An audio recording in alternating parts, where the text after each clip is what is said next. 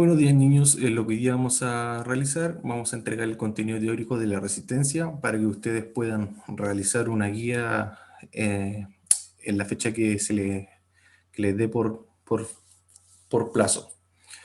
Entonces, para comenzar, nosotros vamos a ver hoy día la importancia de la resistencia y los tipos de resistencia que hay.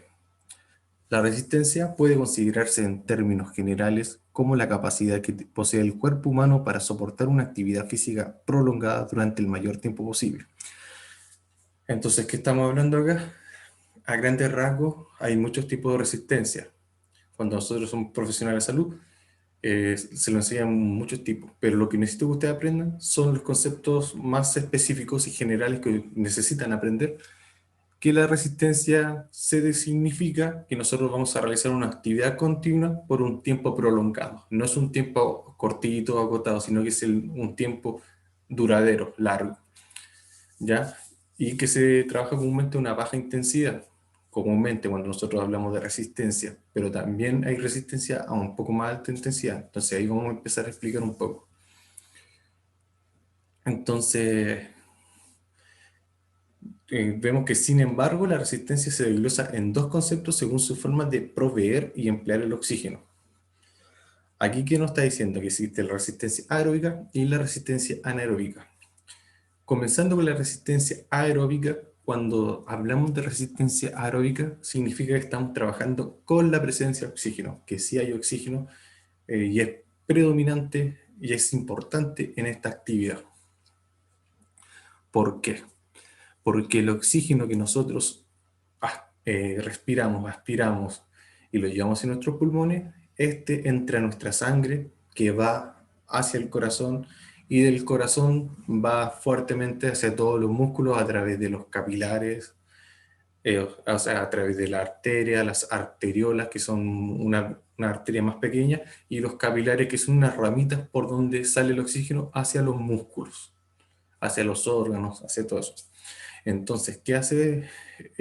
La sangre lleva nuestros nutrientes junto al oxígeno y el oxígeno ayuda a degradar esos nutrientes, ya ayuda a que esos nutrientes puedan ser consumidos por nuestra musculatura como una fuente energética.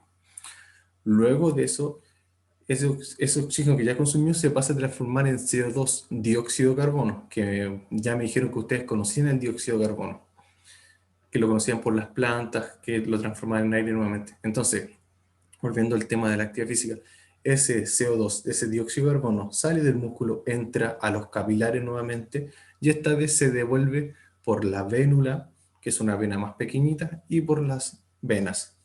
Y eso va hacia nuestro corazón nuevamente y de nuestro corazón va hacia nuestros pulmones para hacer de nuevo un intercambio entre que nosotros eliminamos el dióxido de carbono, el CO2, y volvemos a respirar oxígeno y todo eso se va repitiendo continuamente. En cambio, cuando hablamos de la resistencia anaeróbica, ya no es predominante el oxígeno. Obviamente seguimos respirando, pero esa cantidad de oxígeno nos ayuda a que nosotros consumamos nuestros nutrientes para que nuestros músculos puedan utilizarlo. Entonces lo que nosotros empezamos a utilizar otro tipo de vía energética, otros nutrientes, por así decirlo, y ya no es predominante el oxígeno. Entonces ahí empezaríamos a ocupar el glucógeno y la fosfocreatina para sintetizar el ATP. Ya, ATP es como la moneda que nosotros, es como nuestra energía final, que nosotros utilizamos para hacer la actividad física. Entonces, resumiendo todo esto, en simples palabras, la resistencia aeróbica es un trabajo de resistencia prolongado, pero con presencia de oxígeno. Y la resistencia aeróbica es lo que hace que nosotros podemos durar el mayor tiempo posible, pero sin presencia de oxígeno. Aquí se trabaja a una elevada intensidad.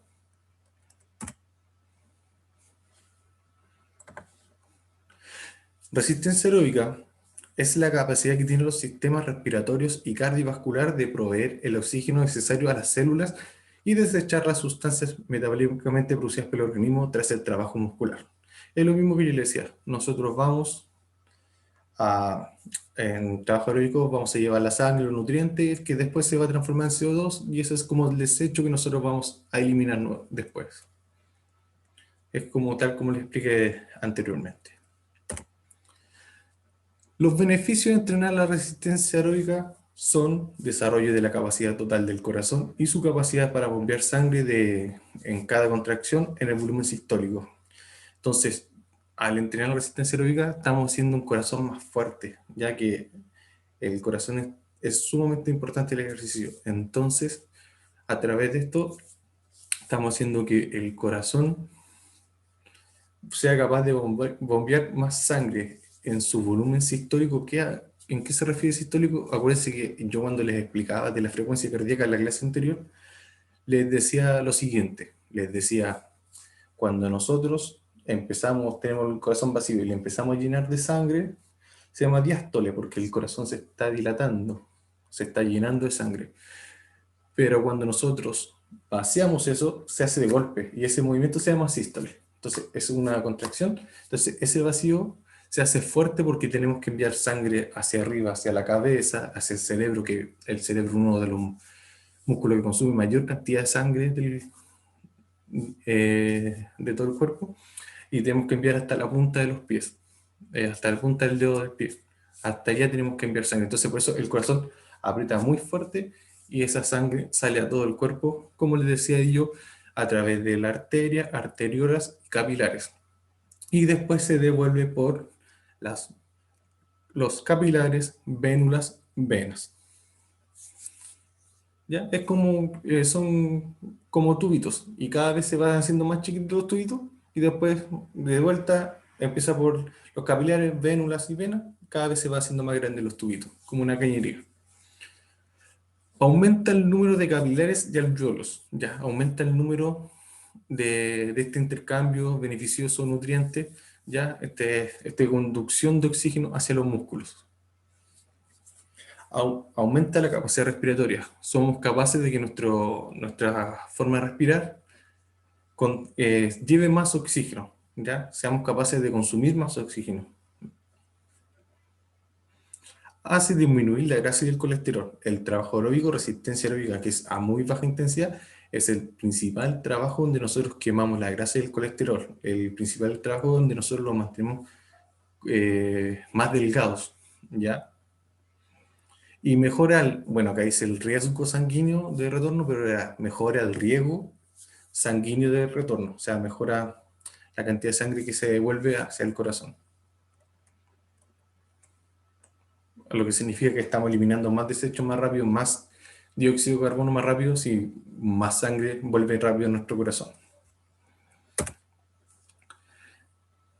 Aquí tenemos algún ejemplo, por ejemplo, donde se ve la resistencia aeróbica, lo vemos los corredores de fondo, que son corredores que corren 10.000 metros, o sea, son 10 kilómetros corriendo, nadadores de larga distancia, nadadores que nadan 2 kilómetros, 1 kilómetro, etc.